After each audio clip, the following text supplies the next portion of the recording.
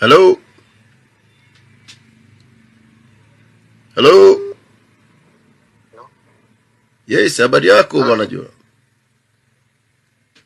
Salama, habari yako? Salama, mzima? Mzima, samani, nimeona umenipigia. Si nani? Mimi ndugu yako. Ndugu yangu ndio. Nani? Bwana Godi. Godi nani? Godi. Nitakufahamisha, utanifahamu tu, usijali. Sasa Godi nani? Yaani niambie tu ili nifahamu. Nakufahamisha sasa hivi, si tuko kwenye simu pamoja tunaongea, usijali. Ndio karibu. Asante. Sasa bwana Joram, nimekupigia tu rasmi. Ndio. Kwa sababu hali yangu pia sio nzuri, kwa hiyo nimeona nikupigie kwa sababu siko na namna ya kufanya movement yoyote. Karibu. Asante. Na nilishaongea na wewe kipindi kilichopita. Nikiendelea hapa utaweza kufahamu. Mimi tu ombi langu kwako, naomba kuweza kujua muendelezo, kwa sababu najua nyinyi kama jeshi la polisi lazima mpo na coordination na network nzuri, na mnaweza mkapatiana taarifa na kufahamu kile kinaendelea pale na hiki kinaendelea huku, basi mkaweza kupatiana taarifa na kujua utaratibu kamili umekaaje. Muendelezo wa nini kaka? Naomba kuweza kujua jambo la mheshimiwa Balozi Polepole limefikia wapi, kwa sababu sasa hivi mimi hali yangu ya kufanya movement haiwezekani, siwezi. Sasa kwa sababu nikasema naweza nikaongea na wewe, basi angalau niweze kuongea na wewe. Nimejaribu kumpigia ndugu Faustin, nimepiga simu zaidi ya 7, hapokei. Sasa kama ndugu Faustin hapokei simu zangu, sina sehemu nyingine ya kukimbilia, na yeye ndiye mkuu wa kanda hiyo, inakuwa changamoto kwangu. Kwa hiyo nikasema nikupigie ili uweze kuniambia muendelezo wa jambo la mheshimiwa Balozi Polepole limefikia wapi. Sawa kaka, naelewa concern yako. Ndio. Na kuelewa vizuri, lakini sasa ndio tatizo linakuja ni moja. Ndio. Mimi inakuwa ni ngumu sana kujibu jambo ambalo liko kwa mkuu wangu wa kanda. Yaani siwezi kufahamu kule nini ambacho kinaendelea. Ndio. Hata wewe kama upo ofisini, ndio, ili kweli unaweza ukatoa majibu kuhusiana na kile anachokifanya mkubwa wako wa kazi. Unaweza ukakifahamu. Sasa ni subordinate. Sasa Joram ndugu yangu, sasa lile mimi niko level ya wilaya. Ndio. Kuhusiana na jambo la Balozi Humphrey Polepole, ni kweli lilitokea kwenye wilaya, ilionekana kutokea katika wilaya yangu. Sawa? Ndio. Lakini halikuwa handled kwenye level yangu ya wilaya. Ndio.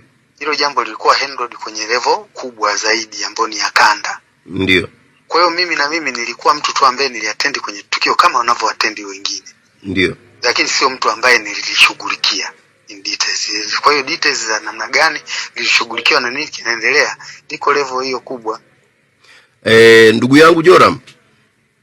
Yes. Brother Faustin hapokei simu yangu na namba yangu anayo. Sasa kaka, mimi naweza nikakujibu chochote juu ya Faustin kutopokea simu. Naweza nikakujibu. Kuna vitu vingine ni vigumu sana. Yaani hii nimekuambia tu. Sikutaka, yaani sitaki unijibu, ila tu nimekuambia kwamba huyu ndugu Faustin hapokei simu yangu, na nishampigia zaidi ya simu nyingi tu. Hata nikikuonesha hapa screenshot ya simu nilizompigia nitakutumia, na nilishawahi kumtext pia. Hajibu. Sasa ndugu yangu Joram, mimi naomba nikwambie kitu kimoja. Cheo ni dhamana. Unanielewa? Cheo ni dhamana kwa ajili ya kusaidia wengine. Unanielewa Joram? Ndio nakusikia. Binadamu wote ni sawa. Binadamu wote pia ni sawa mbele za Mungu. Ila sasa kaka, mimi ningekuwa na nafasi ya kukusikiliza zaidi kama hilo jambo lingekuwa ndani ya uwezo wangu. Ndio maana nakwambia yaani kuna vitu vingine unaongea viko nje ya uwezo wa kwangu mimi kujibu au kucomment chochote. Ndio. Kwa hiyo nilikuwa nakuomba tu labda pengine kama kuna lingine linalonihusu mimi, lakini kama hamna linalonihusu mimi kama unaweza ukanisaidia hapa niendelee na majukumu mengine. Alafu kitu kingine brother Joram, mimi napendaga kuwa muwazi na mkweli. na huwa sipendi kuficha vitu. Ukificha mara nyingi sio vizuri. Tulifika pale kwa yule mmiliki wa nyumba ambapo alikuwa anakaa Balozi Humphrey. Kulikuwa kuna gari pale V8. Naam? Mlifika na nani? Tulifika pale kama familia. Okay, ndio. Kulikuwa asubuhi. Siku ile ya asubuhi. Ndio. Acha siku ya tukio, siku tumeenda kutoa vitu. Kulikuwa kuna gari pale nje alafu na ndani kule. Sasa tukakuta mlango wa gari umepata crack kwenye sehemu ya juu.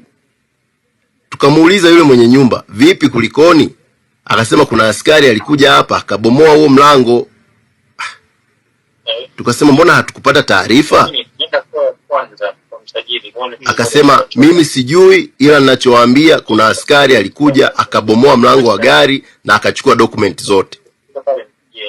Sasa sijui kama utakuwa na hiyo taarifa ndugu yangu. Unajua kaka, kuna kitu mimi naomba hujanielewa mpaka sasa hivi kuhusiana na issue ya Humphrey Polepole. Ndio. Sawa? Mimi nimekwambia ni level ya wilaya, na sisi level ya wilaya hatukudili nayo. Ndio. Hilo jambo lilikuwa na level ya kanda. Sawa?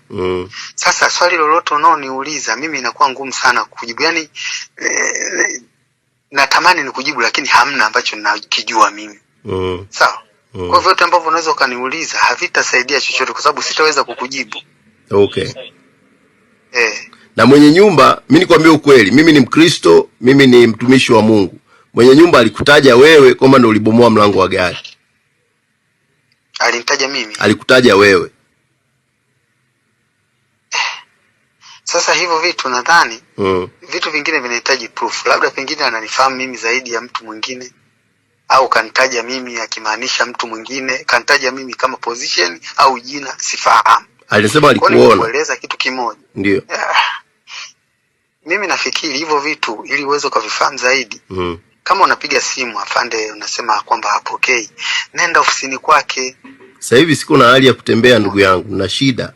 Ndugu yangu, onana naye. Yaani kwenye simu tu hivi unaweza ukafikiri kwamba ukapata kila kitu kwa kutumia simu. Yaani hivi tunavyofanya conversation mimi kwa simu, yani ukapata details zote na ukapata jibu kwa kutumia simu. Kwenye issue sensitive kama hiyo.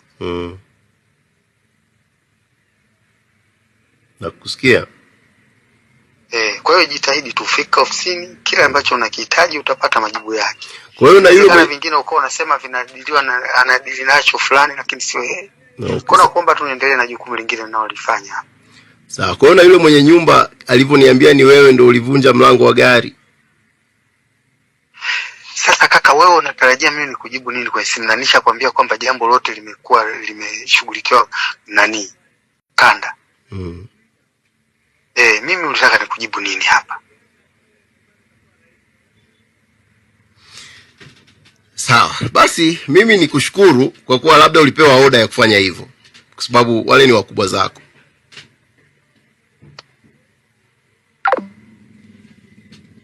Huyo amekata simu, huyo ni bwana Joram, ni afisa upelelezi kanda ya Kinondoni. Naongea naye hapo, swali la mwisho nimemuuliza amekata simu.